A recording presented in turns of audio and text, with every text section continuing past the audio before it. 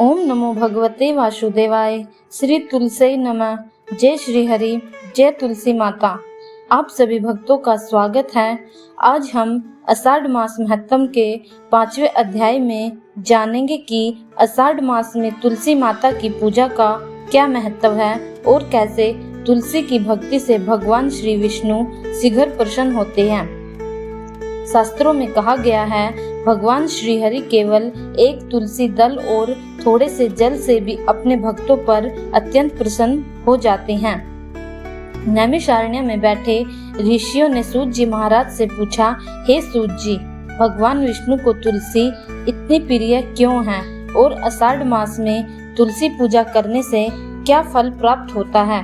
सूत जी बोले, हे मुनियों, यह कथा अत्यंत पवित्र है। इसका श्रवण करने से भी मनुष्य के सारे पाप नष्ट होते हैं। प्राचीन काल में धर्मध्वज नामक राजा की कन्या वृंदा भगवान विष्णु की परम भक्त थी। उनका विवाह पराक्रमी असुर जलंधर से हुआ। वृंदा के पतिव्रत के प्रभाव से जलंधर को देवता भी पराजित नहीं कर पाते थे। देवताओं ने भगवान विष्णु से प्रार्थना की कि वे संसार की रक्षा करें। भगवान ने अपनी लीला से वृंदा का पतिव्रत भंग किया। जब वृंदा को सत्य का ज्ञान हुआ तो उन्होंने भगवान विष्णु को श्राप दिया कि वे शीला का रूप धारण करेंगे। उसी श्राप से भगवान शालिग्राम रूप में पूजे जाते हैं। वृंदा ने अपने प्राण त्याग दिए। उनकी तपस्या और पवित्रता से प्रसन्न होकर भगवान विष्णु ने कहा, हे वृंदा, तुम सदा तुलसी के रूप में पृथ्वी पर पूजित होगी। मेरे पूजन में तुम्हारे पत्तों के बिना कोई भी पूजा पूर्ण नहीं मानी जाएगी। जो भक्त श्रद्धा से तुम्हारी पूजा करेगा उस पर मेरी विशेष कृपा होगी। तभी से तुलसी माता भगवान श्री विष्णु को सबसे अधिक प्रिय मानी जाती है। आषाढ़ मास में तुलसी पूजा का क्या महत्व है। सूत जी बोले, आषाढ़ मास में प्रतिदिन प्रातः स्नान करके तुलसी माता को जल अर्पित करना, दीपक जलाना और भगवान विष्णु का स्मरण करना अत्यंत शुभ माना गया है। जो भक्त तुलसी के समीप बैठकर ओम नमो भगवते वासुदेवाय मंत्र का जाप करता है, उसके घर में सुख, शांति और लक्ष्मी का वास होता है।